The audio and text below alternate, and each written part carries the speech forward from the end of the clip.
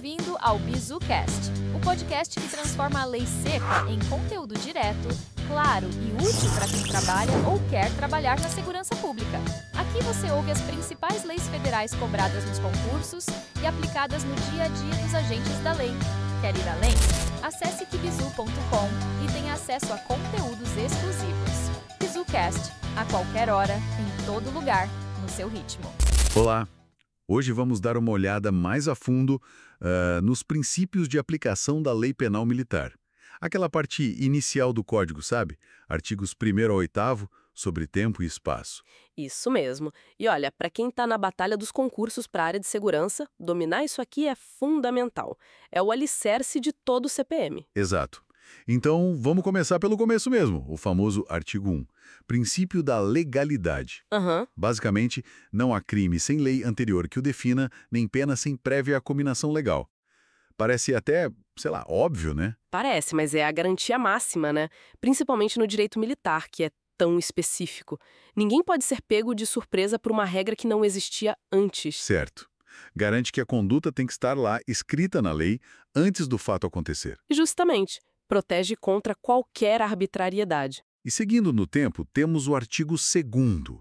Ele trata da lei que deixa de considerar um fato como crime, a tal da abolitio criminis. Pois é. E a mudança recente na lei, a 14.688 de 2023, reforçou isso.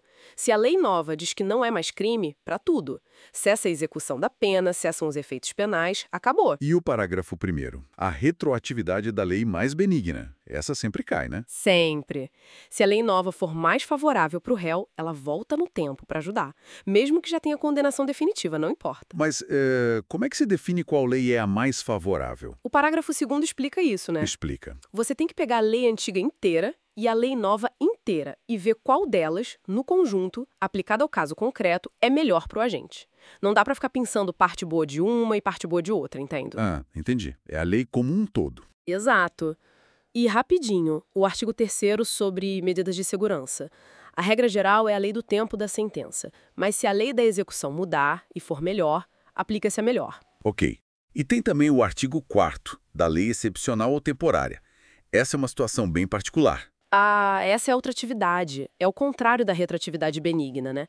A lei temporária ou excepcional, mesmo depois de perder a vigência, continua valendo para os fatos que aconteceram enquanto ela estava em vigor. Mesmo que a situação de emergência ou o prazo dela já tenha acabado. Sim, pensa numa lei criada para uma situação específica, tipo uma intervenção.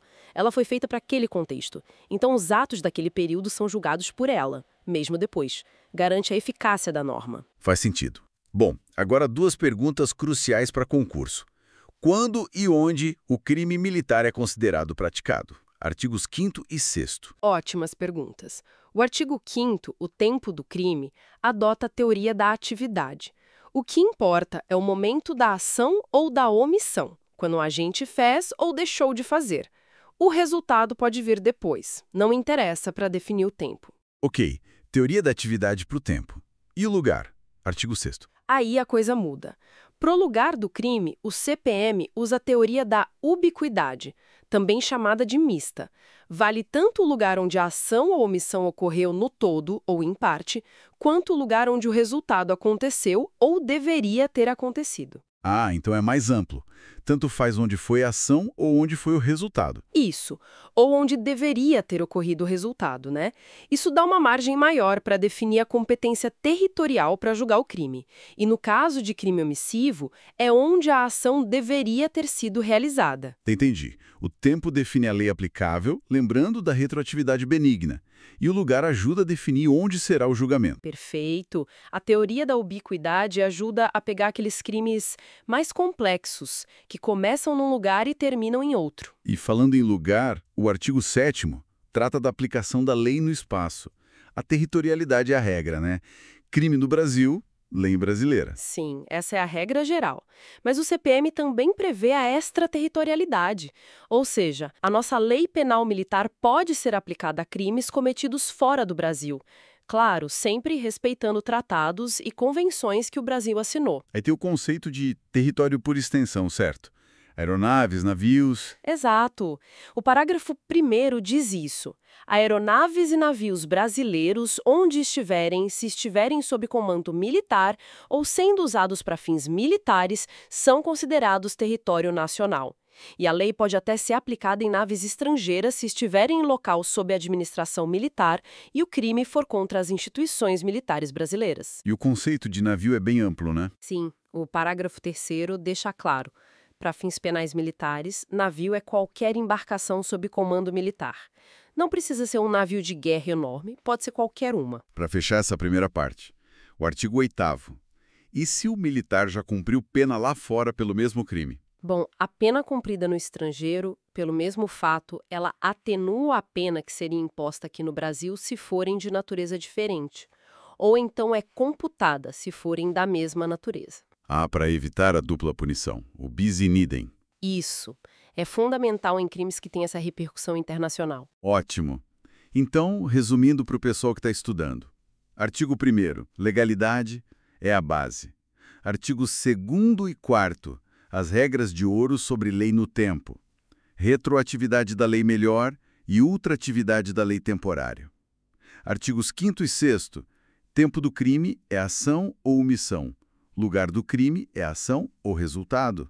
E artigo 7º, a lei vale no Brasil e, em muitos casos, fora também, com o artigo 8º, cuidando para não punir duas vezes. Acho que são os pontos-chave, né? São sim. E para deixar uma reflexão, com essa teoria da ubiquidade do artigo 6º, que considera o lugar da ação ou do resultado, como a gente aplicaria isso num crime cibernético hoje? Pensa num ataque a um sistema militar aqui no Brasil, mas que foi lançado de um servidor anônimo lá fora. Talvez nem se saiba de onde exatamente. Onde ocorreu esse crime? A ação está dispersa, o resultado está aqui. Fica aí a questão de como esses conceitos clássicos se encaixam nos novos desafios digitais. É algo para se pensar. Este foi mais um episódio do BizuCast, sua dose de conteúdo jurídico direto e sem enrolação. Quer aprofundar seus estudos? Acesse agora kibizu.com. Nos encontramos no próximo episódio. Até lá, bons estudos e foco na missão!